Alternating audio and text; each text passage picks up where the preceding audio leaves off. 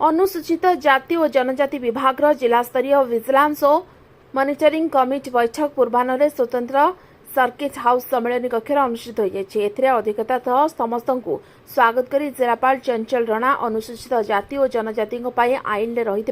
व्यवस्था आधार से सहयोग करने परामर्श देते प्रति निर्यातना क्षेत्र में सहायता इंटरकास्ट विभाग क्षेत्र में सहायता इत्यादि संपर्क में सचेतनता सृष्टि जिलापाल परामर्श देते अनेक समय मामला गुड़िकर सत्यता उपरे जातिगत प्रमाणपत्र संपर्क में प्रश्न उठी थाए तेणु जुग्म तदंत समय सठिक भाव में यार अनुधान करने को जिलापाल परामर्श देते अन्य मध्य कागजपुर विधायक तुषारकांति बेहेरा पिपिल विधायक आश्रित पट्टनायक सत्यवादी विधायक और पुरी विधायक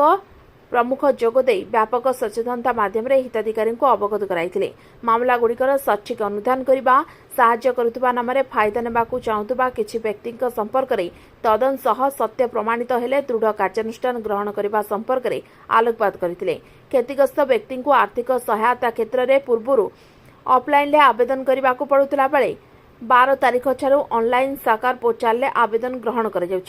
व्यवस्था 2023 रे 44 गोटी 2024 रे 36 और 2025 जुलाई 11 पर्यंत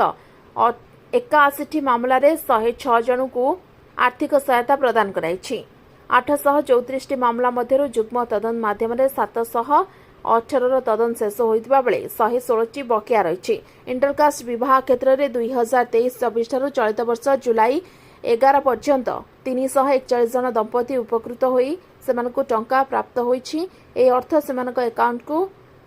विभाग पक्षर प्रदान कराइछि ए बैठक में अतिरिक्त जिलापाल प्रोटोकॉल नीलमाधव भोई उपजिलापाल राजकिशोर जेना अतिरिक्त एसपी सचिन पटेल अन्य जिला स्तरीय अधिकारी कमिटीर सदस्य प्रमुख जोग देथिले जिला मंगल अधिकारी विकास कुमार महांती कार्यसूची अनुसार तथ्य प्रदान करथिले पुरी सुधांशु करंग रिपोर्ट ओटी लाइव अधिक खबर देखा ओटी लाइव को सब्सक्राइब करंतु एवं खबर को अधिक शेयर करंतु।